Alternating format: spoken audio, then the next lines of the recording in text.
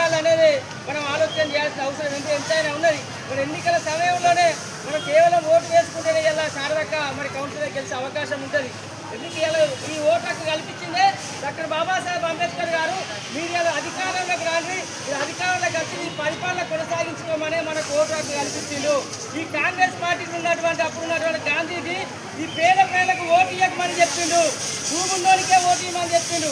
BJP party ఉన్నోళ్ళు భూమి ఉన్నోళ్ళకే vote ఇవ్వాలి, లక్షల ఆస్తులు ఉన్నోళ్ళకే ఓటు ఇవ్వాలని చెప్పిండు.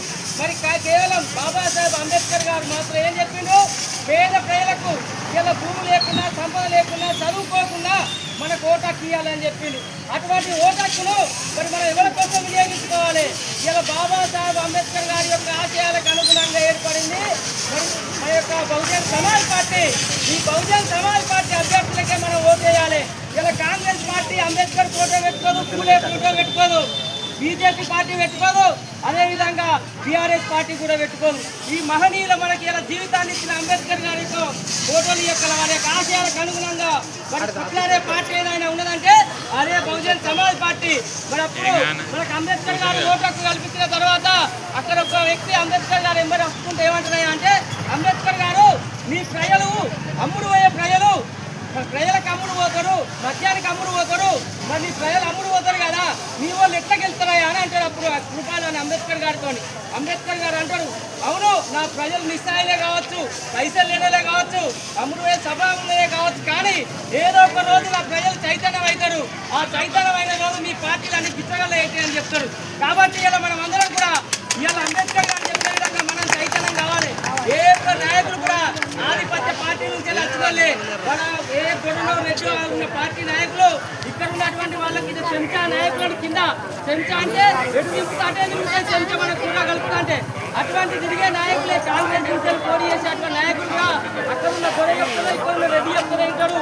బీజేపీ పార్టీ నాయకులు కూడా అక్కడ దొర చెప్పాలి, ఇక్కడ రెడ్డి చెప్పాలి. మరి టీఆర్ఎస్ పార్టీ నాయకులు కూడా అక్కడ దొర చెప్పాలి, ఇక్కడ రెడ్డి చెప్పాలి.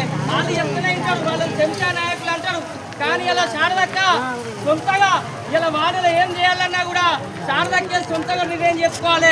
శారదక్క మీద ఏ ఒక్క పెత్తనం చేసే నాయకులు ఉండరు. కాబట్టి సొంత నిర్ణయం తీసుకొని యొక్క వాడిని అభివృద్ధి చేసే విధంగా శారదక్క పనిచేస్తుంది.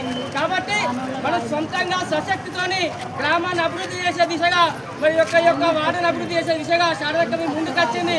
ఇలా అధికారంలో ఏ పార్టీ ఉంటే ఆ పార్టీ ఇలా గ్రామాన్ని అభివృద్ధి చేస్తుందని ఏం లేదు. డాక్టర్ బాబాసాహెబ్ అంబేద్కర్ మనకు అవకాశాన్ని కల్పించిండు. ఇలా మనకి ఇంటికి కరెంట్ వచ్చినా, మన వాడకు రోడ్ వచ్చినా, మనకి ఏ ఒక్క పథకం వచ్చినా కూడా అది బాబాసాహెబ్ అంబేద్కర్ రాసిన రాజ్యాంగం ద్వారానే మనకి ఇలా ఇంటికి కరెంట్ వస్తుంది, మనకు రోడ్ వస్తే తప్ప ఏ ఒక్క లీడర్ వచ్చి ఇలా నాకు ఓటు వేయకపోతే నీ ఇంటికి కరెంట్ రాదు, నీకు ఇల్లు రాదు అని చెప్పే లీడర్ బెదిరిస్తాడు. ఆ బెదిరించేటి అన్ని మనల్ని భయభ్రాంతులకు గురి చేసి వాళ్ళు చెప్పిన నాయకులు అధికారంలోకి రావాలి. మన కూరల చెంచి ఎట్లయితే దింపుతామో ఈ ఎట్లా దింపితే అట్లా నడిచే నాయకుడిని గెలిపేయాలని వాళ్ళు చూసుకుంటారు. ఇక్కడ గొడవ రెడ్డు కానీ శారదక్క గెలిస్తే ఏ ఒక్క నాయకుడు చెప్పినట్టు కాదు. ఇలా వాళ్ళని ఏ పని చేయాలి, ఎంత మంచిగా వాళ్ళని అభివృద్ధి చేయాలని ఆలోచనతో పని చేస్తుంది. కాబట్టి మనం అందరం ఆలోచించాలి. మరి ఈ మహనీయులు అంబేద్కర్ పూలే కాన్స్వామి యొక్క మహనీయులను పెట్టినటువంటి పార్టీ మన పార్టీ బహుజన్ సమాజ్ పార్టీ. కాబట్టి ఏ నాయకులు వచ్చినా ఎవరొచ్చినా కానీ మీరు మన బహుజన్ సమాజ్ పార్టీ అభ్యర్థి యొక్క ఏను గుర్తు పైన ఓటేసి మనం గెలిపించాలని మీ అందరినీ కోరుకుంటాను.